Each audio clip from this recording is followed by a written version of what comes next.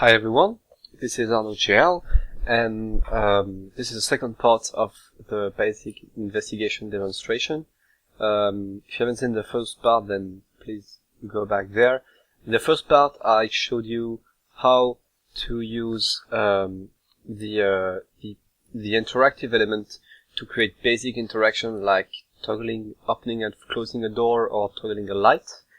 In this part, I will show you how you may do investigation or more complex interaction between those interactive elements.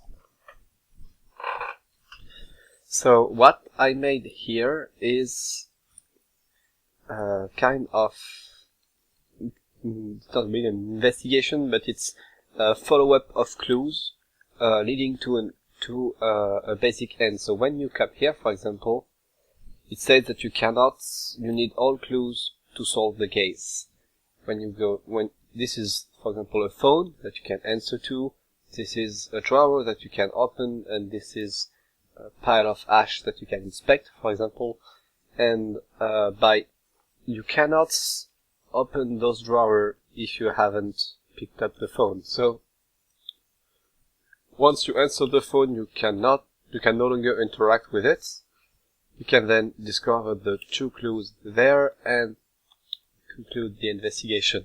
The basic logic there is that in every investigation game that you may want to do, you will have a lot of objects with a lot of different states.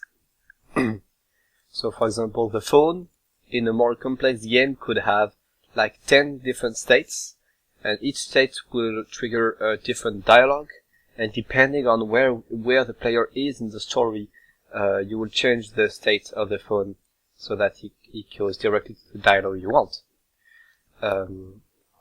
So I put this little example together to show you how those objects may interact with each other and modify each other. And as you will see, this is not very heavy to make. It's pretty simple, and it's pretty powerful because you can do a lot of stuff. So first of all, you need those 4 objects, of course. So you need the phone. I renamed it phone. With one interaction, which is answer. You need the drawer with 2 interactions. The 2 interactions are open, but the main one would be saying that you cannot open it yet, and the second one would be you actually opening it. And this is the same story with the pile of trash that you can inspect. You won't see anything until you answer the phone. So don't look for logic there. It's just the way I've put things. But try to imagine something like you have the player inside the room. He can interact with the door to leave the room, but you don't want him to leave the room until he has answered the phone. So you may do exactly the same thing and tell him, I cannot leave the door. Sorry. And tell him, you cannot leave the room until you have answered the phone. So this is kind of the logic there. It can also be that he needs the right tools to check out these things, or you may do a logic like maybe on the phone she will tell you something important that will make you look at the drawer differently, or like you're looking for a specific document, and that will allow you to find it. Otherwise, you cannot find it by yourself. Just pitching ideas right there. So how does it work? So you have those 4 objects, okay, and we have solved the object case solved the case, which has also 2 states. And how it works is in the level blueprint. So those are our 2 main objects. So this one is the point light. This triggers the point light. This triggers the door. And this is the investigation. An example, of course. So when you activate the phone, doesn't matter which state it is because it only has 1 state. I will print that you insert the phone. So right there you might put a cinematic, for example, and set the state of the drawer to 1 instead of 0, the trash pile to 1 instead of 0, and set the phone to inactive, so that the phone never displays again, and the trash pile of the drawer might print something differently. So when the trash pile is activated, if it's 0, it will print that you cannot do that now, but if it's true, if it's 1, because you change it there, you can print, oh my, that's a clue, and then go again. It's just, in solve the case, it's the same principle. When you are at 1, you can set solve the case, and we deactivate solve the case afterwards, just in case, for example, you have a cinematic here, and you don't want the player to fire the cinematic again. Sorry. And I made a custom event called setting solve the case, and this is basically because you can interact with trash pile and drawer independently, one after the other. So whenever you interact with him and it's in state 1, it triggers the same event. The first time it fires A, so nothing, and the second time, so once you interact with both of them, it will set the state of solve the case to 1. You may do that with more complex pools. For example, if you have multiple clues, this was the simplest way for me to make my example. How can I show you that? So yeah, the principle of this is that you are able to create a lot of different interaction.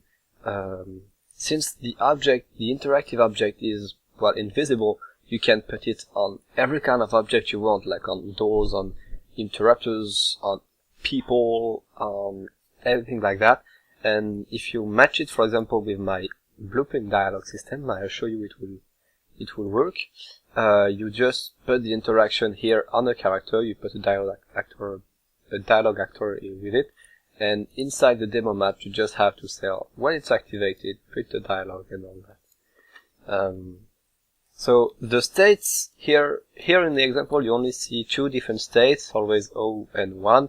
In the first one, you switch between the O and 1 to create on-off interrupter, and in the other one, in the other object, you switch from 0 to 1 to say if it's interactable or not. But you actually can do a lot more than that. You can have 5 different states on the trash pile, for example, or on the phone. You can have 5 different states and firing different conversation depending on where you are in the story. For example, you can have the phone with 5 different states, as I said, and the first time you get this dialogue, the second time you get this dialogue, and the third time you get this dialogue. And depending on what you found inside the scene, you may change game state variable or just global variable that will unlock choice inside the dialogue on the phone, or unlock, for example, you find inside the drawer a phone number which change the phone to state 2, and state 2 means you get to call that phone number. So you can do whatever it is you want as a combination, whatever combination you want, and I encourage you to try and test everything you can do with this system. I believe it's pretty powerful, and I experienced it working on investigation point-and-click game. Simply having objects with different states can have you make a lot of different things, and you can create a pretty powerful investigation game. Okay, so that was our GL. As always, please give me comments if you have any question regarding how to use this system, or what can you use with it, what can you make with it. If you want, I might do another video more on game design to show you how you can create investigation game, what's the logic behind it, because I have some document that I may show you. Please don't hesitate to buy the system if you like it. Send me comments and mails if you don't know how to use it, or if you have any question, or if you want me to create something else. And have a nice day. Yeah, have a nice day. AlloGL, out.